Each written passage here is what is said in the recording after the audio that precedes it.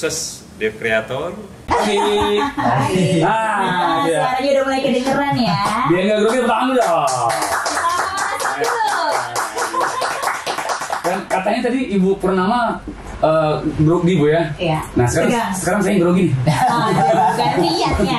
Gantian ya. Oke, ini program bakal ada kurang lebih sekitar 2 bulan. Dari saat sekarang tanggal 7. Jadi setiap hari Kamis Aripatal bakal ngedengerin talkshow kita bersama Dinas Koperasi UKM dan Perindustrian Kota Samarinda yang menghadirkan para UKM dari Samarinda ya pastinya ya gitu. Nah langsung saja mungkin kita pertanyaan pertama ke Ibu Haji Zaidah Yusfa. Oke, sebelumnya kita perkenalkan dulu ya. Tadi Ibu Haji Zaidah Yusfa adalah Kabid Industri Dinas Koperasi UKM dan Perindustrian Kota Samarinda. Apa kabarnya Ibu? Baik. Ya, Alhamdulillah. Sering ketemu aku. Oh iya. Iya. Wah, ketemu di mana nih? Di tempat teman. Ibu, salim. Oh iya, kita salim dulu. Ibu, aku mau nanya seputar ini deh. Kegiatannya sebenarnya kegiatan apa yang dilakukan dalam rangka apa mungkin Bu? Oh gitu. Iya. Terima kasih atas pertanyaannya. Jadi kegiatan ini adalah sebagian dari kegiatan yang akan dilaksanakan oleh Dinas Koperasi UKM di bidang industri. Kegiatan ini ada sebagian dari 2, yaitu pendataan yang ada di Samarinda khususnya untuk para IKM semua, UKM semua. Nah, bagiannya dari itu ada yang namanya diseminasi publikasi data informasi. Dalam kegiatan ini bahwa setiap UKM itu perlu kita perkenalkan. Nah, UKM yang ada di Samarinda banyak, ribu. Banyak jadi ada sebagian yang kita handle untuk bisa masuk di dalam kegiatan ini, dan itu sudah kami data, sudah kami ini ada sebagian yang sudah kami ini kan masukkan kegiatan ini, dan melalui kegiatan inilah kami akan publikasikan bahwa IKM ini yang wajib, terus yang ada juga sebagian IKM ini. Jadi banyak kegiatan IKM ini yang banyak di Dinas Koperasi. Sebagian dari industri ini IKM yang memang sudah memenuhi syarat untuk bisa kami masukkan dalam kegiatan ini. Jadi bagaimanapun kegiatan diseminasi publikasi data bisa didengar orang bahwa ada IKM di Samarinda yang memenuhi syarat yang bagus untuk ditampilkan. Berarti ini melewati seleksi berarti ya Bu? Iya, tetap kami lakukan seleksi. Iya. Saya kira itu. Silakan untuk yang hari ini kami IKM-nya kami ketemukan Purnamawati. UKM ini memang sudah kenal untuk pengrajin manik. Sedangkan Pak Ali ini merupakan Gekraf yang kaitannya dengan menghandle untuk kreasi kreatif, untuk ekonomi kreatif, pengrajin ekonomi kreatif yang ada di Samarinda untuk bisa berkreatif lebih baik. Wow. Oke. Makasih Pak Ali Irfan karena kita akan berkolaborasi untuk kegiatan keren. Ini kan program ini ya, baru ya. Oke, sekarang kita sapa kali ini Mas Ali dulu ya. Mas Ali Irfan ini ada hubungannya sama Mas Ali Topan anak jalanan. Waduh, jadi banget angkatan gua tahu nih. Anak jalanan korban metropolitan. Kalau sejarahnya hampir sama sih Mas. Oke. Karena kita berpindah-pindah ya kan. Terakhir memindahkan diri ke Kalimantan Timur. Oh gitu ceritanya, nomaden. Aslinya di Mono. Kalau aslinya Madura Mas. Aslinya. Cuman sempat pernah di Jombang, sempat juga pernah di Jakarta. Ya pindah-pindah tadi Mas. Anak Ali Topan anak jalanan kan. Tapi bukan Ali Topan Mas, Ali Irfani kan. Ali Irfani pendiri, founder dong ya. Dan juga ketua DPP Gekraf. Nah mungkin ngomongin sejarah sendiri untuk Gekraf itu kepanjangan dari Gerakan Ekonomi Kreatif. Berdirinya di mana? Di Madura sana, pas di Jombang atau pas di Samarinda? Kalau berdirinya Mas tepat di Samarinda. Jadi ini asli buatan Samarinda.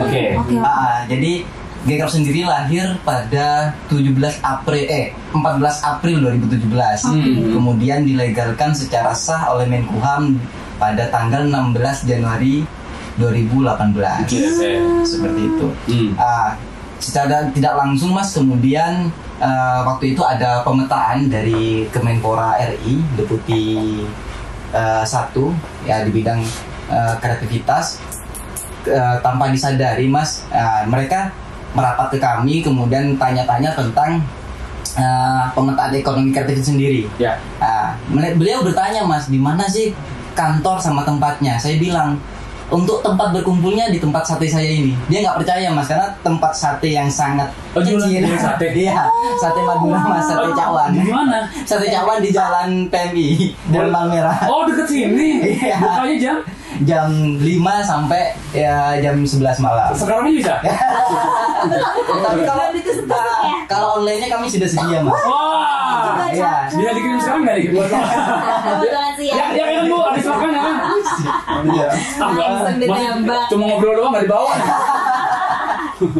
Iya, kita lanjutkan lagi nih, Mas. Iya, boleh. Akhirnya di 2019 karena gerakan kami dilirik oleh pemerintahan pusat, lalu kami dinobatkan, saya pribadi dinobatkan sebagai inspirator penggerak Wirausaha Muda Pemuda Kaltim oleh Kemenpora RI Dispora Kaltim gitu, Mas. Okay. Karena mengambilnya di pemudanya seperti itu, karena pelopor yang jarang nih, pelopor muda bagi mereka seperti itu. Iya. Sehingga, Mas, Gcraft sendiri pada tahun 2018 sampai 2019 sudah terbentuk 13 provinsi se-Indonesia.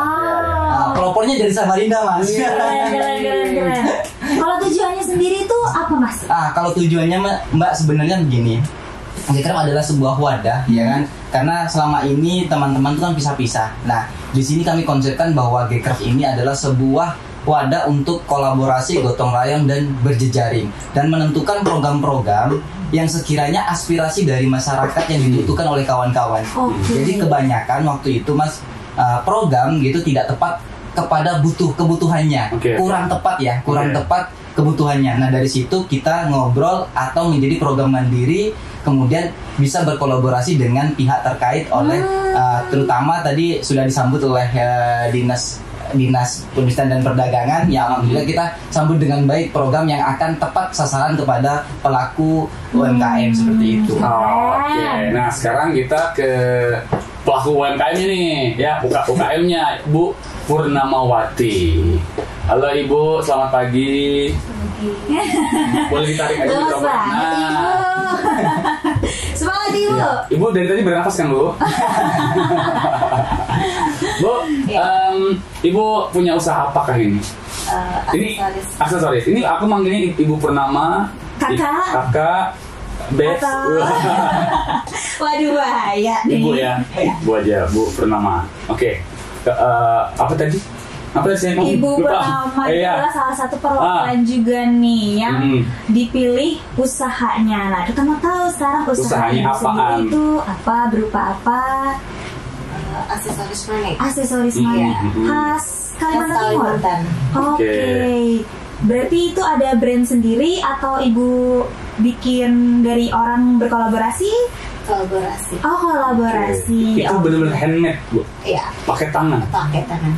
Iya. Kenapa Ibu milih untuk apa sih punya usaha manik gitu? Kan saya terakhir manik SD loh. Iya. Jadi itu kan dinilai KTK, kerajinan tangan. Iya. Alasannya untuk apakah pengen mengembangkan manik-manik biar dikenal ke khalayak yang muda-muda atau gimana? Iya. Itu dong, Bu. Ayo Bu, kalau Ibu bisa jawab panjang 5 juta rupiah nih. Kalau lebih panjang lagi 10 juta, Bu. Supaya Ibu pengen melestarikan kerajinan-kerajinan ya, Bu, ya. Supaya mungkin kalau misalnya boleh tahu sebelumnya nih, Bu, dari yang pengrajin sendiri, apakah semuanya umurannya umuran yang sudah dewasa atau ternyata ada juga yang muda mungkin, Bu? Justru umur anak dari mulai 8 tahun, 10 tahun. Oh iya, yang bikin manik-manik iya. Oh, sampai ke nenek-nenek. Oh, ada semua lengkap ya. Kakek seperti saya ada juga. Seperti itu. Nah, Bu, ini kan bisa dibilang kalau untuk zaman sekarang ya, mudah-mudahan dengan adanya usaha seperti itu anak-anak muda pada melek kembali lah ya. Iya. Dengan ini kan salah satu tradisi juga untuk budaya dari budaya juga menurun. Khususnya untuk Samarinda. Nah, Ibu berdirinya untuk usahanya mulai kapan sih, Bu? 2000 berapa nih? 3 tahun ke belakang, 4 tahun ke belakang? 5 tahun ke 5 tahun ke belakang. Oh, lumayan. Udah lama ya? Iya. Nah, respon pertama kali pas Ibu bikin apa tuh, Bu? Terus kemudian laku kejual. respon pertama itu mulai dari tetangga dulu. Oh, tetangga. Ya. Lihat kan. Jadi saya bilang, apa itu? Ini Bu, coba Ibu coba. Dari ini kan termasuk menuntut uang belanja anak-anak ceritanya mereka kan. Jadi saya bilang, aduh capek, mending saya lari tidur. Karena mending cucu itu kan kecil-kecil. Mending nonton Mahabharata Bu. Masih zamannya India. Iya kan, bener kan? Iya kan? Tahu banget ya. Jadi saya bilang, ayolah saya coba-coba. Saya coba buat, saya ada yang jadi, saya jual. Masih berapa ya? 35.000. Apa itu? Dalam bentuk apa? Gelang, kalung? Iya, kayak macam kancing-kancing manik itu. Jadi saya bilang, ih lumayan juga untuk belanja anak. Nah, pertamanya, yang keduanya buat lagi, manik-maniknya itu masih ada. Manik-maniknya masih ada, bahan bakunya masih ada. Tapi saya buat lagi, jadi lagi 75.000. Udah mulai merasakan enak nih. Tambah naik. Makin dibuat, kok manik-maniknya belum habis-habis. Jadi saya buat lagi lebih 100.000 kemarin, 125. Nah, maniknya mulai habis kan, jadi saya belanjakan lagi. Lumayan juga hasilnya, saya bilang kan, daripada saya tidur, daripada saya bertetangga kayak yang lain-lain kan. Daripada bisik-bisik tetangga kan, jadi mulai terdengar selalu. Sambil nonton, tak dijahit. Nah, sampai sekarang mungkin sudah hobi juga. Terus sekarang akhirnya ada berapa orang itu karyawan Ibu? Yang pengrajinnya? Kira-kira 50-an. Wah, serius? Banyak banget Bu. Wah, tambah 2 boleh? Saya Daftar. 52. Bagian ngawasin, saya nggak bener tuh. Manajernya di atas. Terus Bu, kan yang awal-awal kan cuma buat kancing-kancing tadi. Ya. Nah, sekarang nih dengan 50 karyawan yang ada, itu sudah tercipta produk apa aja dari manik-manik? Banyak. Apa aja Bu? Mungkin bisa disebutkan salah 5-nya nih. Topi daya, baju daya. Kayak aksesoris konektor. Konektor jilbab. Saya boleh mas ini? Iya. Gimana sih? Taplak meja. Rumpi yang dipakai buat nari ya. Pokoknya ujung rambut sampai ujung kaki. Sudah. Itu sistemnya harus pesan atau Ibu ready stock gitu Bu? Kalau sekarang bikin stok itu susah. Nah, sekarang ini maniknya pada ngejar semua. Ada masuk pesanan orang, cepat habis sih ya. Pesanan orang semua. Biasanya yang mesen-mesen dari mana? Kaltara. Balikpapan. Sama Sengkawang. Sama Sengkawang. Bu, mungkin ini kali ya salah satu kenapa dari Dinas Koperasi UKM dan juga Perindustrian memilih Ibu Purnama untuk masuk gitu untuk talk show kita pagi hari ini. Jadi gini. Gimana tuh? Kegiatan ini sebenarnya sudah ada kegiatan ini sejak tahun kemarin. Berlanjut sampai tahun ini. Kebetulan waktu itu kita masih berbentuk dinas. Tapi sehabis penggabungan dengan Dinas Koperasi lalu berbentuk bidang. Nah, lanjutlah kegiatan ini. Nah, kegiatan ini pun tidak bisa langsung menerima pengrajin untuk jadi peserta dalam kegiatan ini, tapi kita juga harus menyeleksi teman-teman yang UKM, khususnya mereka yang sudah di sini. Juga saya menghimbau kepada mereka-mereka yang UKM, coba mengurus izin, karena di situ sudah ada yang namanya, makanya berbasis SINAS. SINAS itu Sistem Informasi untuk Perizinan Perindustrian, dan itu dari kementerian sudah ada secara online. Tinggal nanti berhubungan dengan OSS, silahkan kepada UKM yang belum memenuhi perizinan ataupun syarat-syarat perizinan, mohon ini kan, karena kita dari dinas itu pasti akan menyeleksi mereka-mereka yang memenuhi syarat untuk bisa masuk dalam kegiatan-kegiatan dari dinas industri. Salah satunya bentuk promo inilah ya. Nah, dengan hari ini kami juga membanggakan, alhamdulillah hari ini sudah terlaksana kegiatan ini, dan kami dari Dinas Koperasi UKM bersyukur sekali sampai bisa berjalan 2 bulan ke depan. Yes. Nah itulah alhamdulillah kami melaksanakan kegiatan ini. Mudah-mudahan ke depannya kita masih bisa melaksanakan seperti ini. Amin. Tapi kami menghimbau kepada UKM coba mengurus izinnya dilengkapi. Oke, mungkin nanti kita pengen tanya apa aja sih persyaratan buat bikin membuat izin atau legalitas tadi. Iya, ya. Cari tahu lagi lebih dalam juga tentang usaha-usahanya ya. Ini menarik banget sih. Betul. Dan apa aja sih mungkin kegiatan dari Devcraft Mas ya dalam apakah memantau UKM atau mendukung mensupport lah demi apalagi untuk Samarinda sendiri ya. Oke, dan kita bakal balik lagi tetap sama-sama di kegiatan diseminasi publikasi data informasi dan analisa industri kabupaten kota melalui SINAS bersama Dinas Koperasi UKM dan Perindustrian dan Perindustrian Kota Samarinda. 87.7 RB Radio, the rhythm of inspiration. Balik lagi kita, kalau bahasanya di sisi dialog interaktif ya.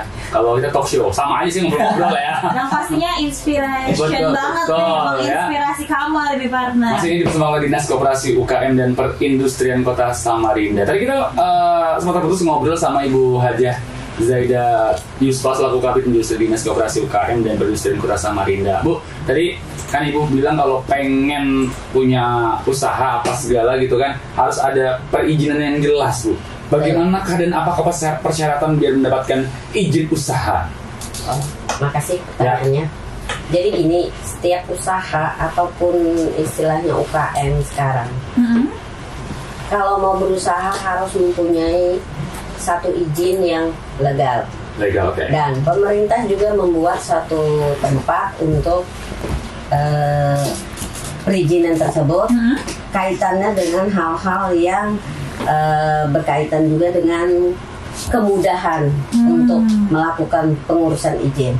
Kita punya OSS di Mall Pelayanan Publik, yang mana Mall Pelayanan Publik berada di Jalan Pahlawan. Oh, yang baru ini ya? Iya. Nah, di situ bisa si pengrajin atau pelaku usaha datang ke sana bertanya mengenai OSS itu mau mengurus namanya NIB, izin berusaha. NIB ya, nomor izin berusaha. Nah, itu ada persyaratan harus dipenuhi di situ karena situ sistemnya online. Iya. Silahkan bertanya di sana akan melayani dengan baik. Nah, setelah itu apabila dia sudah mempunyai NIB, dia harus mempunyai izin-izin yang lain kaitannya. Kalau misalkan kayak Ibu Rahmawati, dia mempunyai kerajinan pernak-pernik. Iya. Nah, pernak-pernik itu silakan mau dibikin nama pernak-perniknya, handmade-nya, istilahnya punya dia apa namanya. Nah, itu berkaitan dengan merek.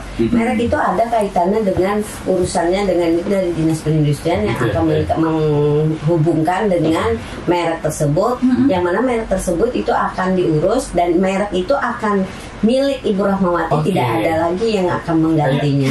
Haknya ibunya, hak cipta gitu lah ya. Terus kalau kuliner itu misalkan izinnya NIB, izin berusaha, tapi Ibu Rahmawati juga harus bisa punya NIB, izin berusaha itu harus ada juga.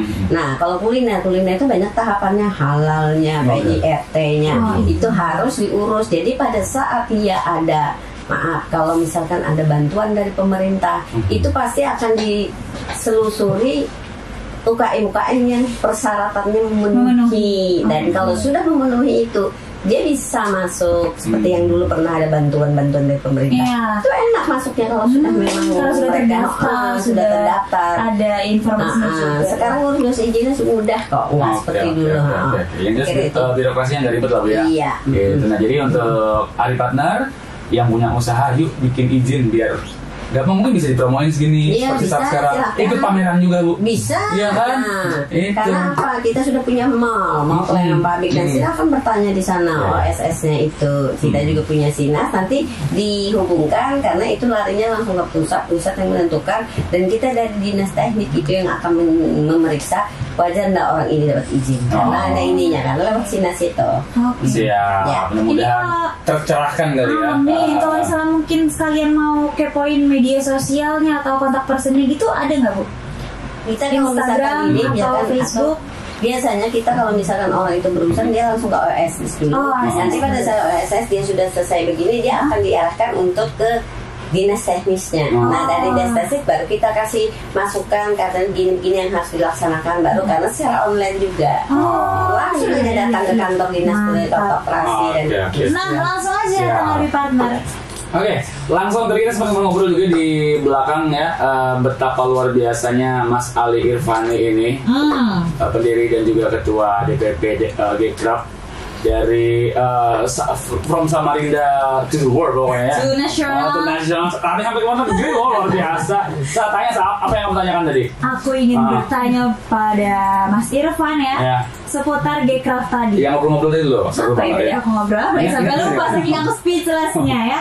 Jadi Gcraft ini ternyata terbagi dalam beberapa bidang ya, Mas ya. Ada subsektornya. Subsektor namanya. Subsektor ekonomi kreatif, Mbak. Ada 17 subsektor. Dan nggak cuma UKM ternyata ya. Ada klaster-klasternya. Nah, ada itu ekonomi kreatif, kayak perumahan ya. Industri ya kan. Itu seperti itu. Jadi kalau untuk memudahkan ekonomi kreatif memang sudah dipatokkan 17 subsektor seperti fashion, kriya, kuliner, terus kemudian aplikasi game, kemudian game juga ada. Masuk. Mantap. TV, radio masuk juga karena dia pemasaran maksudnya. Seperti itu. Gitu. Oke, Mas, kan kok bisa gitu dari Samarinda dan bahkan orang-orang apa kemarin yang datang ke base campnya gitu? Kemenpora. Iya, Kemenpora ternyata di tempat sate ya. Cak apa tadi? Cakwan. Cakwan. Kok bisa sampai ke seluruh daerah yang ada di Indonesia nih?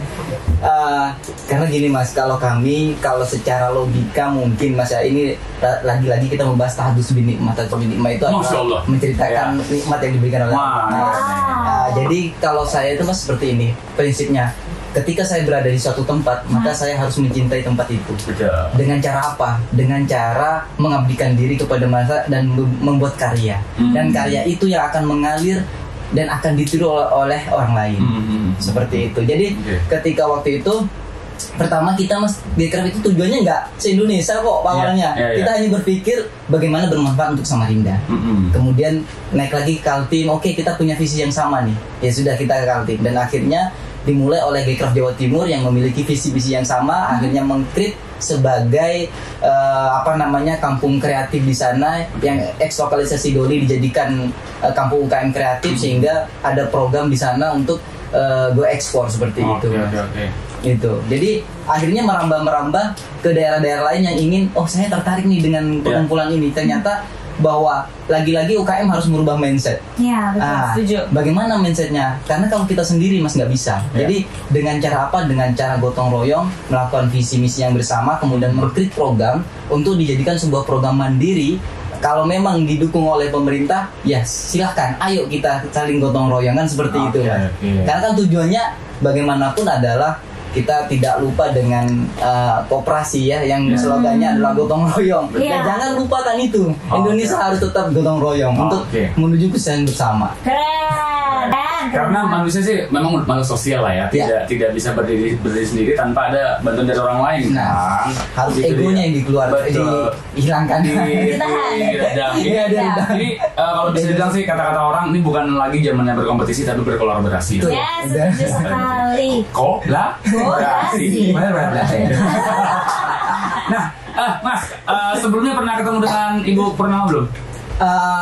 Baru kali ini sih Mbak. Kalau yang ini baru kali ini. Iya, tapi bekerja sama belum pernah. Untuk sementara belum. Ini karena kan alhamdulillah ya bahwa dari Dinas UKM Koperasi dan Perindustrian Kota Samarinda menemukan juga tanpa ada rekayasa gitu. Tanpa ada rekayasa. Jadi sangat bersyukur ini ada program seperti ini dari Samarinda kan seperti itu. Karena ini akan memacu UKM yang lain gitu. Oh ternyata dengan kita tidak minder lagi nih. Kalau dulu Mas, kalau UKM kan minder, masa sih saya bisa gini, harus begini begitu ya kan. Nah dengan ada program ini dia bisa promosi atau menjadi inspirasi untuk orang yang lain. Oke, Bu Haja Zada, gimana Bu? Setelah kita ngobrol-ngobrol ini mungkin kesimpulannya para masukan juga buat para UKM di Samarinda dan sekitarnya. Jadi mudah-mudahan setelah adanya kegiatan ini kami menghimbau kepada UKM cobalah berinovasi lebih lagi. Inovasi siap. Terus bisa melaksanakan satu kewajiban yaitu mengurus izinnya. Nah yang ketiga jangan mudah apa istilah bilang orang apa istilahnya, jangan mudah menyerah, jangan mudah down ya. Coba berkreatif lebih bagus, karena apa, kemajuan zaman itu akan berputar terus dan akan terus, jadi berkreatiflah sedemikian rupa. Jangan istilahnya menonton, karena persaingan usaha ini dalam bentuk kreativitas dalam hal secara sehat itu masih masing-masing, karena pengrajin manik ini tidak dia sendiri tapi banyak. Nah, banyak pengrajin lain, mereka yang berinovasi, silahkan berinovasi yang secara sehat. Oke. Setuju. Bersaing kalau sehat juga ya. Oke. Saya kira itu. Oke, terima kasih sekali lagi Ibu Haja Jaida Yusfa. Boleh tepuk tangan, Mas? UKM dan Perindustrian Kota Samarinda yang sudah hadir. Oh, boleh. Apa itu, Bu? Lagi. 5, boleh. Tangannya Kami akan tetap melaksanakan pembinaan kepada UKM-UKM yang ada di Samarinda. Nah, yang mau ikut itu gimana caranya?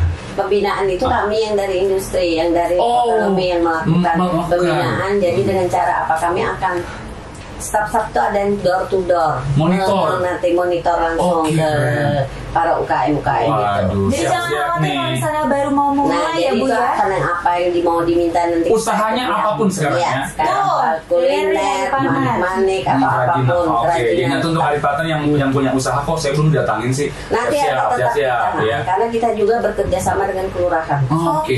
Kelurahan, data-data kelurahan itu sudah masuk ke kita, itu kita cross check lagi kan. Oke. Persiapkan diri aja ya. Iya. Jangan lupa izinnya ya Ibu ya. Oke.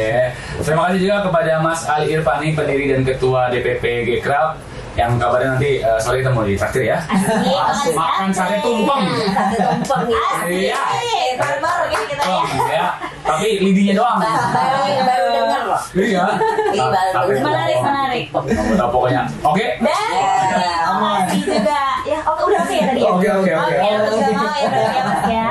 Dan kita juga mengucapkan terima kasih kepada Ibu Purnamawati selaku pengrajin manik-manik ya. Sukses Bu, sehat selalu semuanya. Mudah-mudahan kita bisa berjumpa lagi di kesempatan berbahagia lainnya ya.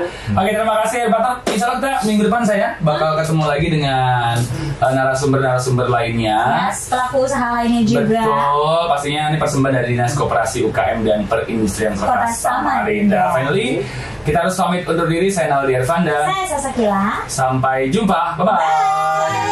Bye-bye.